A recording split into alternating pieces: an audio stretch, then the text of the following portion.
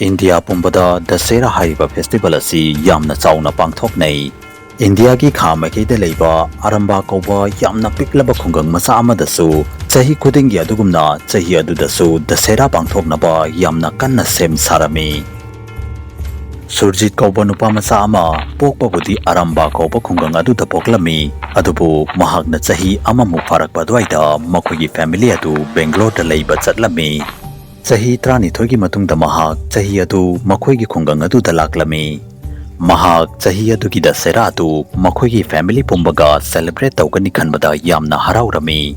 Ahanba hairiba khungang adu da Mafam amakhtangda Ravvan gi mitam saduna mai tharami. Amadi Ravvan gi mitam adubu khungang adu gi pandit mayam changtuna mai tharami. Pandit mayam adu natana Ravvan gi mitam adubu mai thabagi ayaba si Mafam adugi mi amata da leiramde.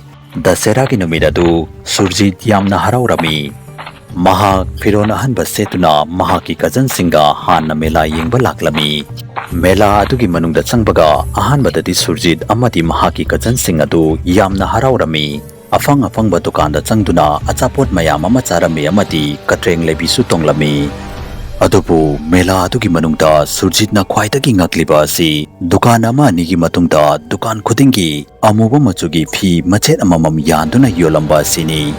Aduda sunatana ahaw athum mayam ama yoliba dukan sing adudagisu amuba machugi phi machet yoliba dukan sing adudana hena mi sutilami. Surjitna mahaki cousin sing aduda madogi maramda hanglubada mahaki cousin sing aduna amuba phi machet sing adu khungang adugi angang khuding maki leibi.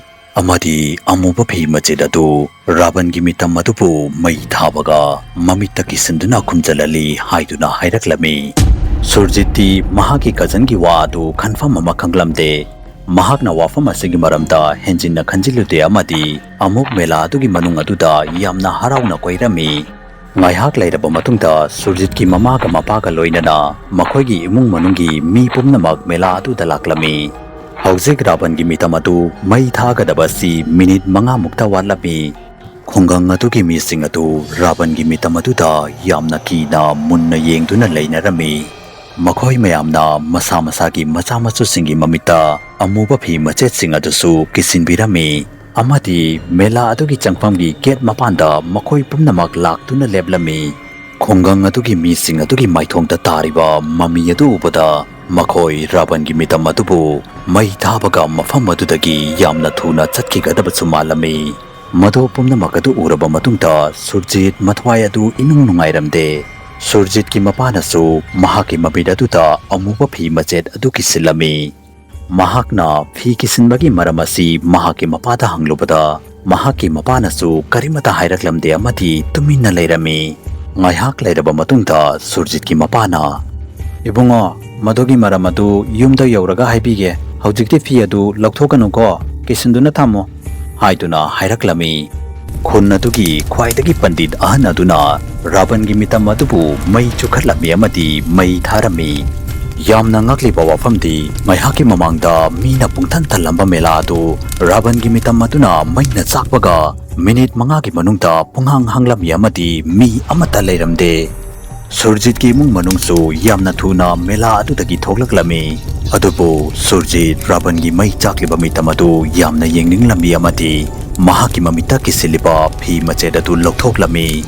Phi machet aduna lokthokpaga mahakna maina chaktuna leiriba Ravvan gi mitam adubu urami.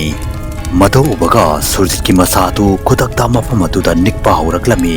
Mahaki mana amadi mamitagi I suchenthaba hauraklami. Mahak nongthakta yengladuna yamna kina karigumba yamna satiba pot ama ubagum kanna laurami. Una minute 35 gi manungda surjit mafam aduda sikhi. Mafam adugi mi singna hainabadi hanadagi ngasi fabo angang amatana khun adugi Ravvan gi maina chakpa mitam adubu uruba pumnamak yamna tamthina amadi wana sikhi haiduna hainei. Adubu ngasi fauba masegi maramasi kanamatana khangba ngamdri amadi angangsing aduna kari urubadagi aduki na lauramlaga siribano haibadusu khangba ngamdri. Adomna karigumba khun aduda Dasera yengba chatlabadi maina chakliba Ravvan gi mitam adubu yengadra commenta soidana haibiramu. Facebook ta Manipuri Horror Story ki Facebook page ko follow tawbiramu. loinana karigumba wari asu mayamna pami paragadi channel asibu subscribe tawiramo amadi video asibu like and share amamda tawiramo mathangi video da amuk unarasi habsiga loinana yengkopam loyangan bana mayam pumnamakpu kainabagi yathang nizari